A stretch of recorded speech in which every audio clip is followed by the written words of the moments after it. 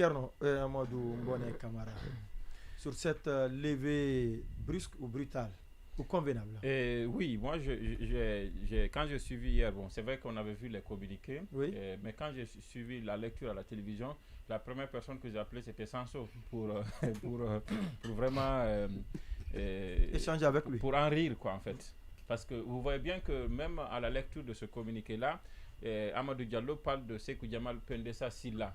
Pendessa n'a jamais été Silla. Et je pense que c'était un bouc émissaire.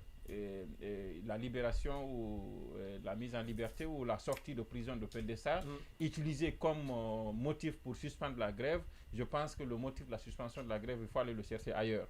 Parce qu'en réalité, ce que le syndicat avait demandé, c'est qu'il faut libérer Pendessa avant l'expiration du préavis de grève. Ouais. Si cela n'est pas fait, nous déclenchons notre grève. Cela n'a pas été fait, la grève a été déclenchée, Pendessa a été jugé, condamné, et son avocat a fait appel, l'appel a été, le procès en appel a été programmé, il a été réjugé. Ouais. La décision de première instance a été infirmée, mais il y a une autre décision qui le condamne quand même, qui le retient quand même dans les liens de la culpabilité, qui le condamne. Heureusement, c'est une circonstance qui fait que techniquement, il sort de prison quand même. C'est un aménagement. Voilà.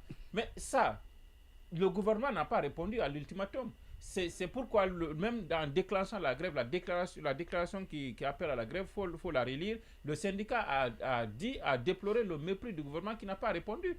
Et effectivement, quand on est allé voir Charles Reid par rapport à la presse, qu'est-ce qu'il a dit? Ouais. Il dit même la programmation du procès de Pendessa ne résulte d'aucune pression sociale. Ouais. Et qu'aucune pression sociale ne fait entrave à l'évolution de la justice. Ce n'est pas et ce que le ministre Charles Reid a dit à l'époque, c'est ce qui s'est appliqué. C'est ce qui s'est appliqué. Ouais. C'est ce qui s'est appliqué. Ouais. Vous demandez aujourd'hui l'avocat de Pendessa, en tout cas l'avocat que les associations de presse a négocié avec l'ordre des avocats, ils ne sont pas satisfaits parce qu'ils pensent que la condamnation, elle n'est pas juste. Ouais. Ils ne sont pas satisfaits. Si on laissait ça à eux, ils seraient partis à la Cour suprême.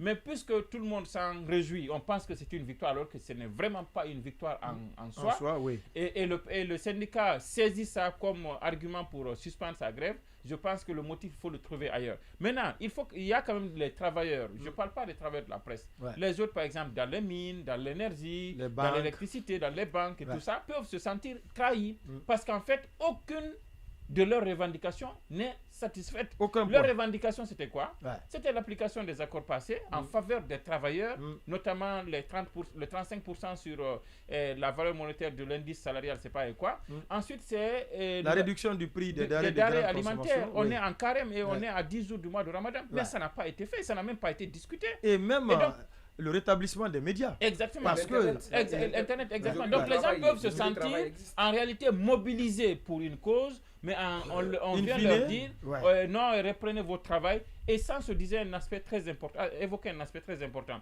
On dit c'est suspendre la grève pour combien de jours? Et quand vous lisez la déclaration, ils disent aux autorités qu'ils sont disposés à dialoguer. Ça veut dire qu'il n'y a même pas une offre de dialogue en ce moment par l'État.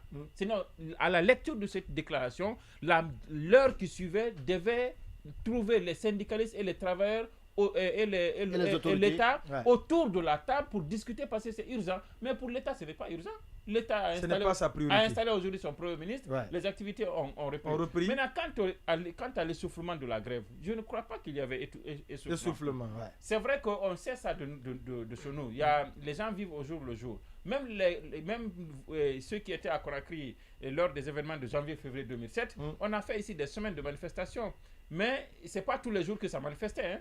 Il y a des jours où c'était calme. Le lendemain, il y avait un déferlement humain. Le troisième jour, les gens sortaient, cherchaient à manger. Même les partis politiques en 2013, avant les élections législatives, c'est comme ça on faisait. Les gens appelaient le lundi à une manifestation. Mardi, ville morte.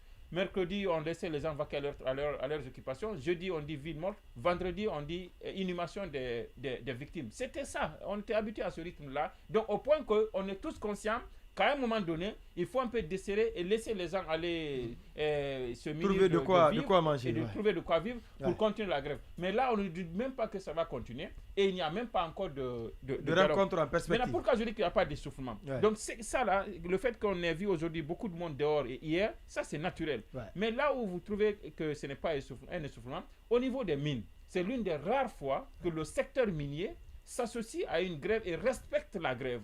Et on sait tous que le secteur minier est le principal pourvoyeur de l'économie nationale.